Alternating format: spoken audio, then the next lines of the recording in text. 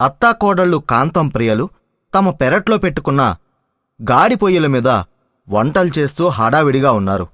ఇంతలో కాంతం భర్త రమణయ్యొచ్చి, కాంతం, నువ్వు చెప్పినట్టు ఆ కూరగాయల వెంకట్రావుని అడిగి తన 4 చక్రాల తోపుడు బండి తీసుకొచ్చాను.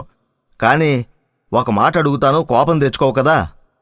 అబ్బబ్బా, ఏంటండి మీనస, అసలే పనులు తెమ్మలక మేం సతమతం అవుతుంటే అవతల నిమజ్జనానికి బయలుదేరే వేలవుతుంది. ఇంకా మరో గుండెగేడు పులిహోర చెయ్యాలి. అసలు ఏంటి మీ గోలా? అది కాదే కాంతం, గణేశుడి నిమజ్జనం అన్నావు బావుంది. కాని మనం పెట్టిందంతా 3 అడుగుల గణేశుణ్ణి. ఆయన్ని తీసుకెళ్ళడానికి మన ట్రాక్టర్ తీసుకెళ్దామంటే వద్దు, మూలన పడేసిన మన 4 చక్రాల తోపుడు బండి ఉంది కదా, దాన్ని రిపేర్ చేసి సిద్ధం చేయండి అన్నావు. సిద్ధం చేశాను. పోనీ అందరూ పెట్టినట్టు ఆ డీజేలు అవి పెట్టి అట్టహాసంగా మన నిమజ్జనం ఊరేగింపుని తీసుకుపోదామంటే వినకుండా గుండిగల పులిహోర చేయిస్తున్నావు. అసలు నీ ఉద్దేశం ఏంటో నాకు అర్థం కావట్లేదు అని అత్తామామలు మాట్లాడుకుంటున్న మాటలు వినటంతో కోడలు ప్రియ మామగారికి బదులిస్తూ, ఇంకా మీకు అత్తయ్య కాన్సెప్ట్ అర్థం కాలేదా మావయ్య? మీరన్నట్లు ట్రాక్టర్లు, లారీలు అంటే ఖర్చు పెరగటమే కాదు, ఇవాళ నిమజ్జనం టైంలో ట్రాఫిక్ ఎక్కువగా ఉండి స్లోగా కదులుతాం. అదే ఇలా చిన్న 4 చక్రాల తోపుడు బండి అనుకోండి, ఏ షార్ట్కట్లో నుండైనా తీసుకెళ్లి మన గణేశుణ్ణి నిమజ్జనం చేసి వచ్చేయొచ్చు. అది బాగానే ఉంది, కాని డీజే పెడదాం బావుంటుంది అంటే అది వద్దంటుంది కదా. పైగా ఇలా ఎంతెంత పులిహోర వండటం దేనికి? డీజే కావాలా మీకీ వయసులో? అసలు దేవుణ్ణి సాగనంపడానికి పాటలు పెట్టి గోల చేయడం దేనికండి? అదే చక్కగా దారి పొడవునా జనానికి ఈ పులిహోర ప్రసాదం పంచుతూ పోతే అన్నదానం చేసిన పుణ్యం వస్తుంది. కాస్త మన చెవులు 4 రోజుల పాటు చెవుడు రాకుండా బాగుంటాయి అంది. నిజానికి కాంతం ఏ విషయంలోనైనా ఇలాగే చాలా క్లియర్గా ఉంటుంది.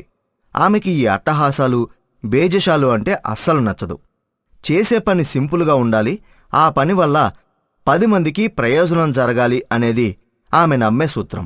అందుకే డబ్బులు ఖర్చు చేయగల స్తోమత ఉన్నా కూడా అనవసర ఖర్చులు చేయకుండా ఒక తోపుడు బండి మీద తాము 9 రోజుల పాటు పూజించిన గణేశుని ఊరేగింపును పెట్టి మరో తోపుడు బండి మీద పులిహోర గుండిగలు పెట్టుకుని భక్తి శ్రద్ధలతో గణేష్ నిమజ్జనంకి పోవాలని ప్లాన్ చేసింది.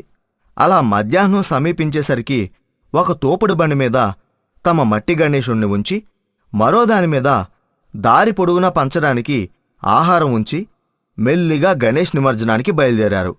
అలా దారి పొడవునా గణపతి పప్పా మోరియా, గణపతి పప్పా మోరియా అనుకుంటూ తమ ఊరు చెరువు వైపు ఏ ట్రాఫిక్ లేని అడ్డదారుల్లో ఊరేగించుకుంటూ దారి పొడుగునా ఆకలితో ఉండేవారికి పులిహోర పంచుకుంటూ వెళుతున్నారు. కొంత దూరం వెళ్ళాక దారిలో 2 పిల్లలు తమ ఇంట్లో పెట్టుకున్న బుల్లి గణేశుణ్ణి అన్నగారు నెత్తిన పెట్టుకుని మోస్తుంటే ఆ పక్కనే ఉన్న అతని చెల్లి, అన్నయ్య, కాసేపు ఆ గణేశుణ్ణి నాకివ్వరా, నేను కూడా మోస్తాను. వద్దు చెల్లి, ఇలా నెత్తిమీద పెట్టుకుని ఎక్కువ దూరం నడవలేవు అంటూ ఒకరి కష్టాన్ని ఒకరు అర్థం చేసుకుని ఆ చిన్నపిల్లలిద్దరూ ఈ అత్తాకోడళ్ళ ఊరేగింపుకి 4 అడుగుల ముందు నడుచుకుంటూ పోతున్నారు. వాళ్ళని చూసిన అత్త కాంతం, కోడలా, పాప మా పిల్లలు చూడవే, కాలినడకన గణేశుడి బొమ్మని నెత్తిన మోసుకొని వెళ్తున్నారు, వాళ్ళని ఆగమనవే. సరే అత్తయ్య అని చెప్పి ఆ పిల్లల దగ్గరకు వెళ్ళి వాళ్ళని ఆపింది. ఇంతలో అత్త కాంతం తమ బండిని తోసుకుంటూ వెళ్ళి, ఏరా బాబూ, అంత బరువు నీవు ఒక్కడివే మోస్తున్నావు, పెద్దవాళ్ళెవ్వరి సహాయమైనా అడగొచ్చు కదా. పర్వాలేదాంటీ, కొంచెం దూరమే కదా, నేనే మోస్తాను. నేను కూడా అదే చెప్తున్నాను ఆంటీ, కాసేపు ఆ గణేశుణ్ణి నాకివ్వమని అంది. అప్పుడు ఆ అత్తగారు కాంతంకి ఆ పిల్లలిద్దరి మాటలకి చాలా ముచ్చటేసింది. అత్తయ్య, ఈ పిల్లలిద్దరూ భలే మాట్లాడుతున్నారు కదా. అవునే కోడలా, చూడండి పిల్లలు, ఒక పని చేద్దాం. మా గణేశుడి పక్కన ఇంకో చోటుంది కదా, అక్కడ మీ బుజ్జి గణేశుణ్ణి పెట్టండి. సరదాగా అందరం కలిసి మన గణేశుళ్ళని నిమజ్జనానికి తీసుకుపోదాం అంది. అందుకా ఇద్దరు పిల్లలు ఒప్పుకోవడంతో కోడలు ప్రియా వెళ్ళి ఆ కుర్రాడి నెత్తిమీద పెట్టుకున్న గణేశుడు బొమ్మను తీసుకొచ్చి తమ గణేశుడు పక్కన పెట్టింది. ఇక అక్కడ్నుండి తమ నిమజ్జనం ఊరేగింపులో ఆ పిల్లలను కూడా కలుపుకుని ముందుకు సాగుతూ వెళ్లారు ఆ అత్తకోడళ్ళు. అలా చెరువు దగ్గరకు చేరుకునేసరికి అక్కడ దారి మూసేసుంది. ఆ దారికి అడ్డుగా ఒక వ్యక్తి కాపలాగా ఉన్నాడు. అమ్మా, ఇటువైపు ఏ బండి వెళ్ళడానికి దారిలేదు. అయ్యో, అలా అంటారేంటండి? పెద్ద బండి మీద వస్తే ట్రాఫిక్ ఉంటుందనే చిన్న బండి మీద నిమజ్జనానికి వస్తే ఇటు కూడా వెళ్ళనివ్వకపోతే ఎలా? చిన్న బండే కదండి, కొద్దిగా ఆ దారి క్లియర్ చేస్తే ఇటే వెళ్ళిపోతామండి. మళ్ళీ చుట్టూ తిరిగి వెళ్ళడం అంటే చాలా దూరం వెళ్ళాలి. అది కుదరదమ్మా, మళ్ళీ నా ఉద్యోగం పోతుంది. అందుకే మీరే ఆ చుట్టూ తిరిగి చెరువు దగ్గరికి వెళ్ళండి. కోడలా, సరేలేవే, మనం అటే వెళ్దాము. ఇంతలో వాళ్ళ కొడుకు రాహుల్ ఎదురొచ్చి, అమ్మా, ఇలా బండి ముందుకు తీసుకెళ్తే అక్కడ చాలా ఇరుగ్గా ఉందే. అందుకే ఇక్కడ్నుండే మన గణేశుణ్ణి చేతుల మీద మోసుకుని పోదాం. ఈ బండ్లు ఇక్కడే వదిలేస్తే బెటర్, అక్కడ అసలు ప్లేసే లేదు. అత్తయ్య, ఇంకా ఇక్కడి నుండి మన గణేశుణ్ణి చేతుల మీద మోసుకెళ్ళిపోదాంలేండి. ఆ గందరగోళంలో బండ్లు మిస్ అయితే మాట మెలిగిపోద్ది. అసలే అరువు తీసుకొచ్చిన బండి. సరేనే కోడలా, ఇంకా చేసేదేముంది? అరే అబ్బాయి, నువ్వు మీ నాన్న కోడలి పిల్ల కలిసి మన పెద్ద గణేశుణ్ణి తీసుకురండి. నేనిదిగో ఈ పిల్లల గణేశుణ్ణి తీసుకొస్తాను.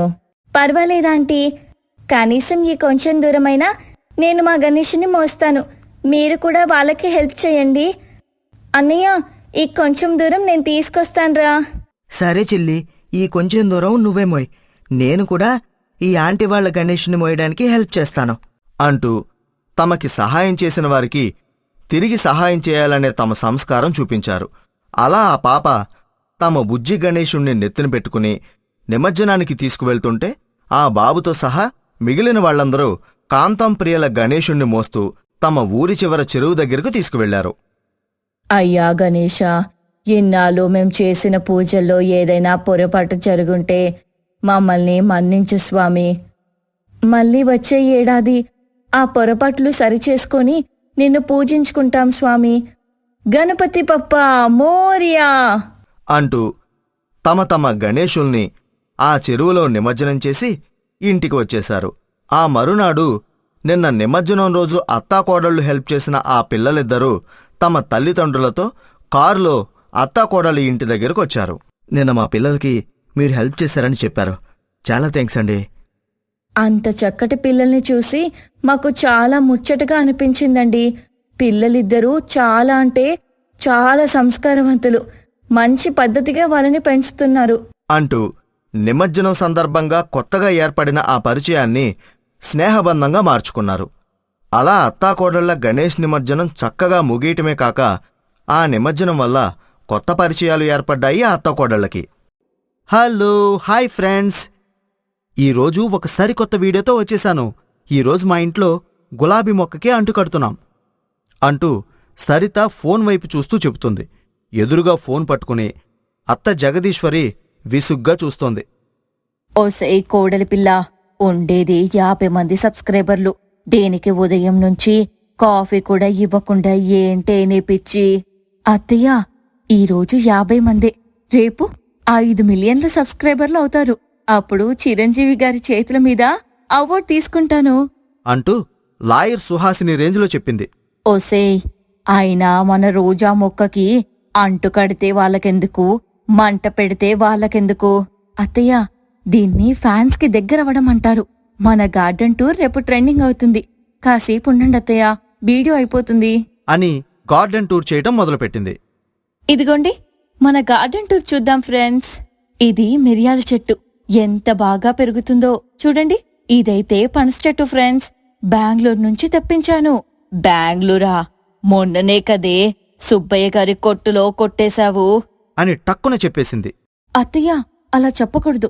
సారీ ఫ్రెండ్స్, మా అత్తయ్య కొంచెం ఫన్నీ అనమాట. మనం మన వీడియోలోకి వెళ్దాం. ఇదిగో ఫ్రెండ్స్, ఇది డ్రాగన్ ఫ్రూట్ అంటూ గుక్క తిప్పుకోకుండా మొత్తం చెబుతోంది. ఒక పక్క జగదీశ్వరికేమో విసుగు పుట్టడంతో పాటు కడుపులో ఎలకలు పరిగెడుతున్నాయి. ఇంతలో బోరును వర్షం కురిసింది. అత్తాకోడళ్ళిద్దరూ ఇంట్లోకి పరిగెత్తారు. ఇంట్లో కూర్చుని, అత్తయ్య, ఈ వర్షం ఏంటి చెప్పకుండా వచ్చింది? అదేమైనా నీ యూట్యూబ్ వీడియోనా ముందే చెప్పడానికి? వెళ్ళి కాస్త కాఫీ పెట్టు. అత్తయ్య, ఈ వర్షంలో యూట్యూబ్ వీడియో తీయనా? హా, కొత్తగా కొన్నా చెప్పు తీయనా? అనగానే సరిత నాలిక కరుచుకుని కిచెన్లోకి వెళ్ళింది. అలా సరిత చేసే కోతి చేష్టలు యూట్యూబ్ పిచ్చితో జగదీశ్వరి వేగుతూ ఉండేది. సరిత మాత్రం కూరగాయలు కొంటున్నా, షాపింగ్కి వెళ్ళినా, వంట చేస్తున్నా యూట్యూబ్లో వీడియోలు చేసేది. ఓసేయ్ ఓసేయ్, ఇంట్లో రాదాంతాలన్నీ వీధిలో పెడతావేంటే? అని అత్తయ్య తిడుతూ ఉండేది. రోజంతా పనులు ముగించుకుని సరిత భర్తయిన గోపాల్ వచ్చేవాడు.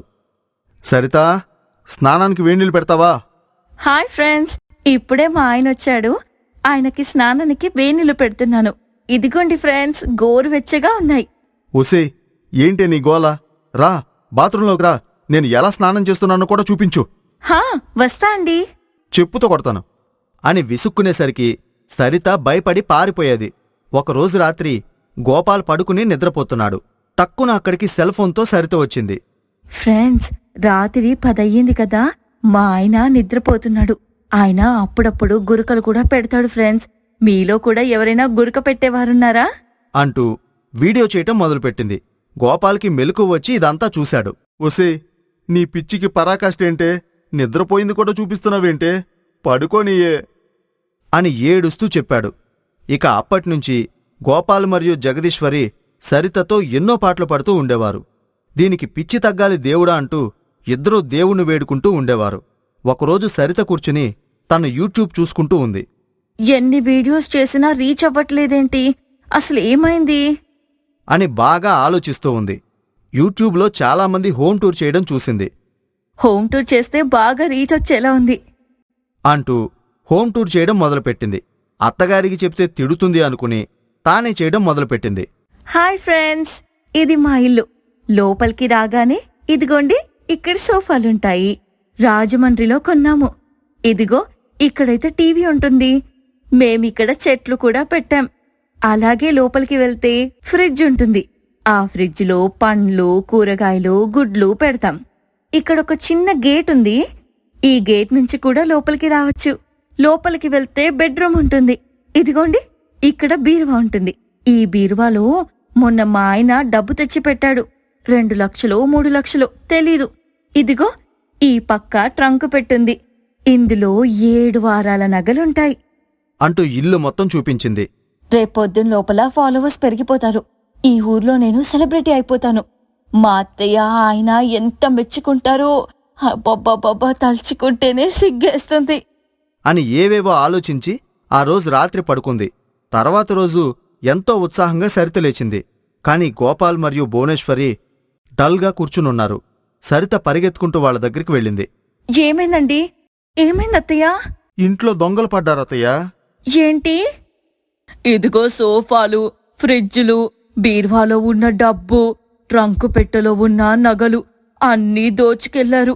అదేంటో ఎవరో చెప్పినట్టు, ఎవరో చూపించినట్టు అలా ఎలా తీసుకెళ్లారో అనగానే సరితకి అర్థమైపోయింది.